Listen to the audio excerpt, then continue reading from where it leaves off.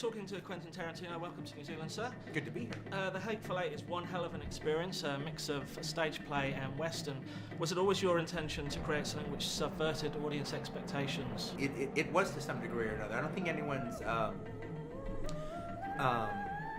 expecting it to turn into the mystery that it becomes, and I think that's one of the things I really get a kick about it. So how was it that story came about then? I mean, it mixes Cluedo, it mixes all kinds of genres and meshes it all up. Was it always hard to try and keep them in one place? Well, it was an interesting thing for me because I'd never written a mystery before. And so I wanted to do it in a way that I didn't want to really change 100% my writing style. So I think the way mysteries are normally done is the author figures out everything and then they kind of write it backwards. Yeah. And I decided I didn't want to do that.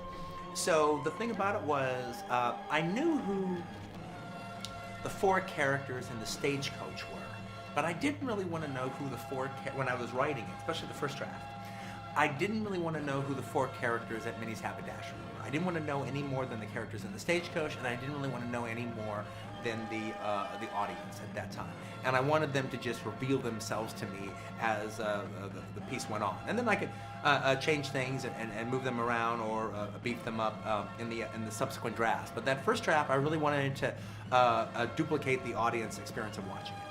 And I mean, the Hateful Eight's out there, it's gone, as far as cinema's concerned, it's moving on to the next thing. I mean, have you got any ideas what's coming next for you for film number 9? I've heard Australian gangster film in the 30s, perhaps? Yeah, well, I could do that. I mean, that's an idea I've had for about 10 years that I could do. We'll see what happens. I have a few different ideas, but I never know right now. I always, I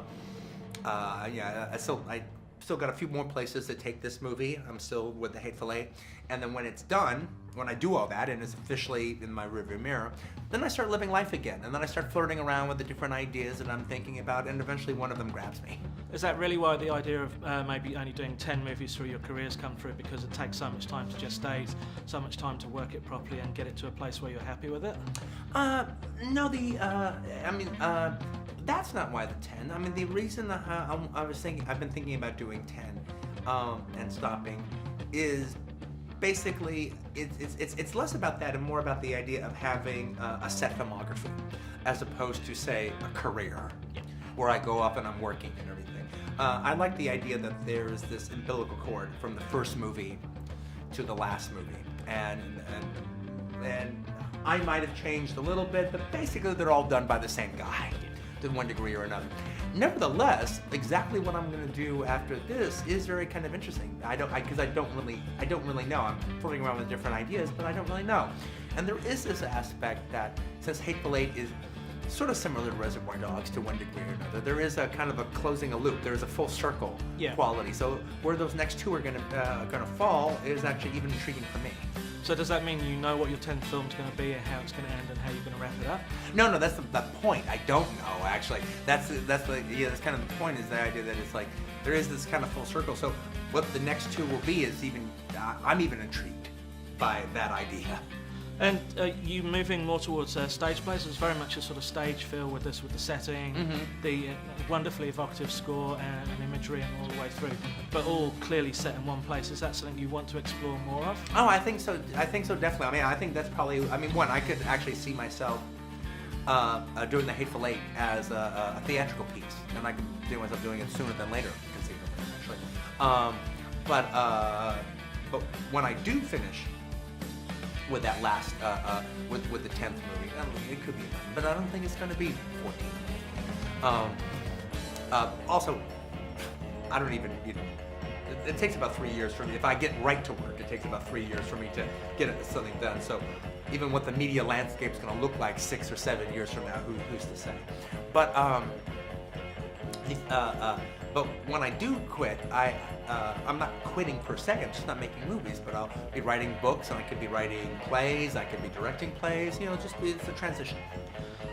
Do you have an idea of how your legacy will be perceived? Do you look back on your films and do you have personal highlights from the filmography that you've had, or stuff that you would have done perhaps differently should you have been able to? I couldn't be. I'm not really the one to say how my films are going to be perceived. That's Sure. kind of up for somebody else and actually for time to tell.